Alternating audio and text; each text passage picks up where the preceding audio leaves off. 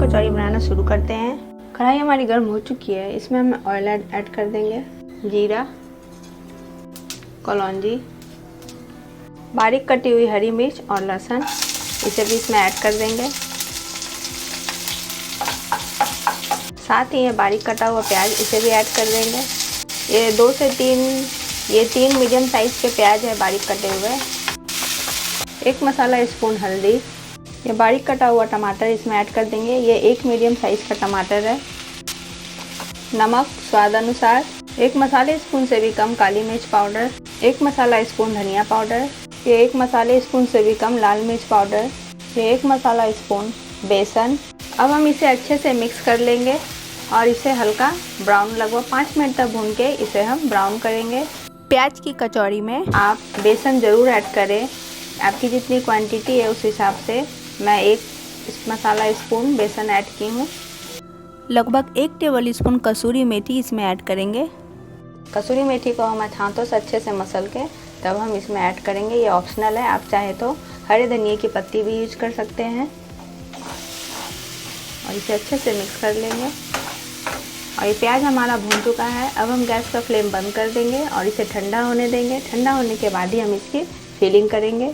प्याज की कचौरी बनाने के लिए फ्रेंड्स ये आटे का डो मैं पहले से लगा के तैयार कर ली हूँ। आटे का डो फ्रेंड्स मैंने जितना आटा लिया है उतना ही मैदा भी मिक्स किया है और 2 टेबल स्पून ऑयल, और इसी में मैं अजवाइन और मंगरेला को भी मिक्स करके उसका एक डो लगा ली हूँ। तो अब हम कचौरी बनाने चलते हैं। सारे आटे की इस तरह से लोई तैयार कर लेंगे और एक लोई उठाएंगे, उसमें थोड़ा सूखा आटा हम लगाएंगे और उसे इस तरह से बना लेंगे। और उसके अंदर ये प्याज की स्टफिंग को हम फिल करेंगे।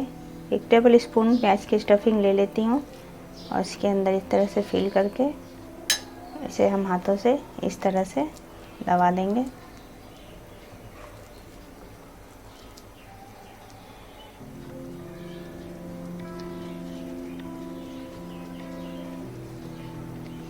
इसे हम बेलेंगे नहीं फ्रेंड्स, बस हाथों से इस तरह से दबाएंगे।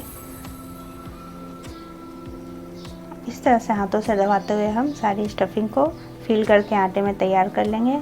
तेल हमारी गर्म हो चुकी है फ्रेंड्स। अब मैं एक एक कचौरियों को फ्राई कर लेती हूँ। तो एक एक करके इसमें कचौरियों को मैं डाल देती हूँ। गैस का फ्लेम फ्रेंड्स मीडियम रख के इसे फ्राई करें तो ये अच्छे से ब्राउन हो जाएगी।